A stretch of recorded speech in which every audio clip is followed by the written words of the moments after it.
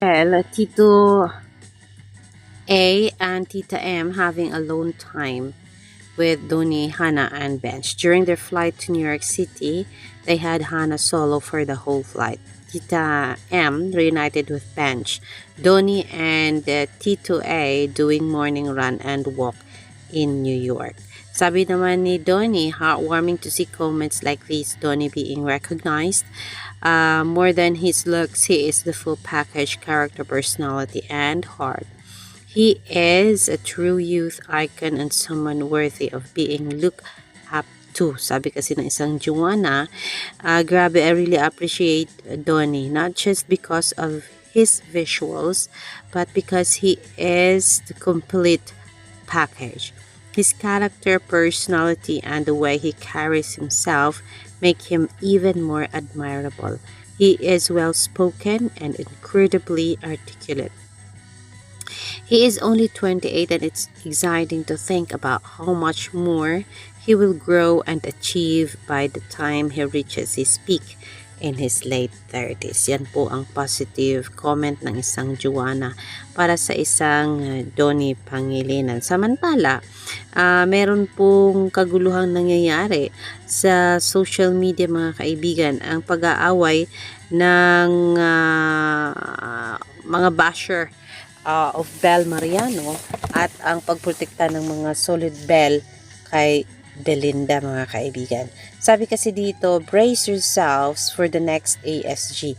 Surely Donnie, you won't ask us anymore how we got those pics of your cortina scene with Bel. Kasi ito pong cortina scene ay ito po yung halikan at intimacy between Donnie and Bel sa Tayo sa Wakas mga kaibigan. Isang bagay na napag-uusapan sa plaza kasi nga po ay merong nagsabi na kay bata-bata daw 24 years old lang si Bel ay nakipaglampungan na daw po at nakipaghalikan sa movies. Pero naku naman, they are, I think, marami na talagang gumagawa niyan kasi Ashton Oviga, I think nakita ko rin siyang nakipaghalikan. And then, she's young as well. And it's part of growing up sa show business mga kaibigan.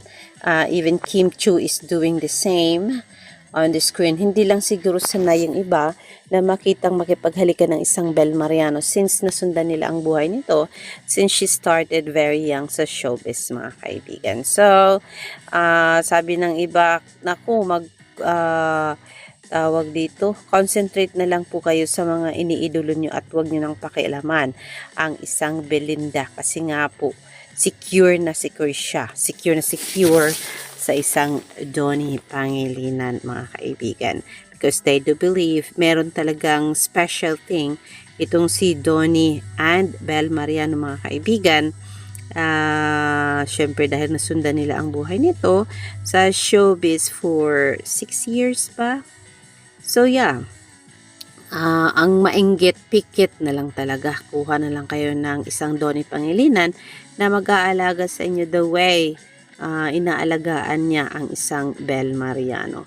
Sabi dito, one day ago, Chayon Woo, Donnie Pangilinan is making his love team fall, then leave after, sabi daw. Charlene unfollowed Donnie when Kisses gave statement about not wanting to associate her name with him.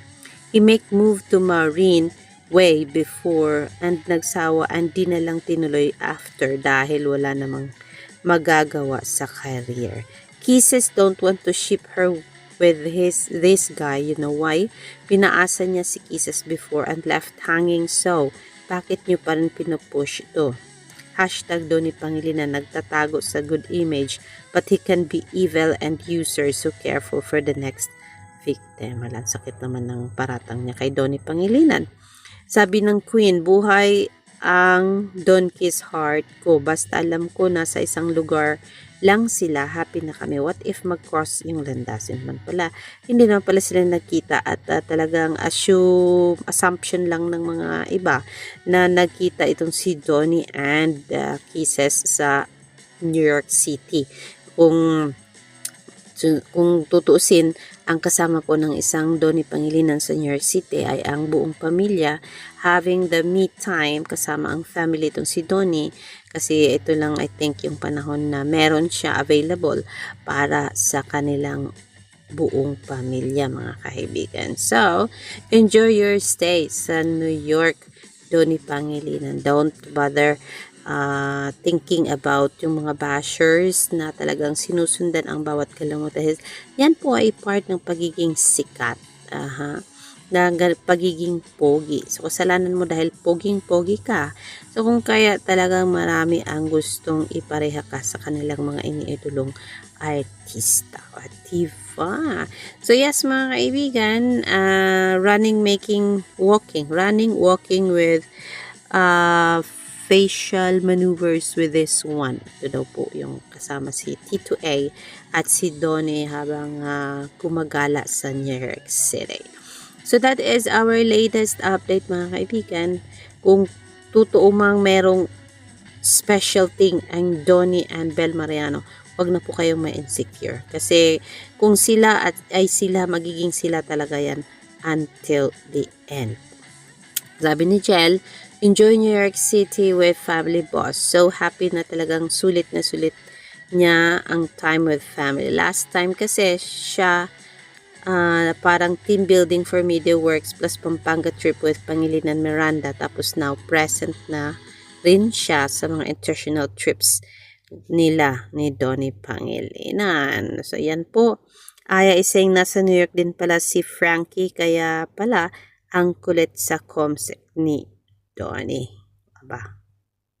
So that is our latest update, mga kaibigan. This is Alexander Lexter Jules.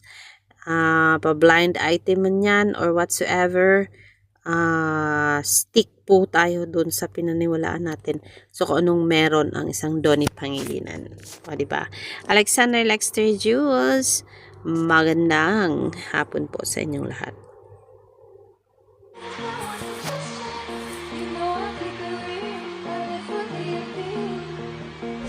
This is my one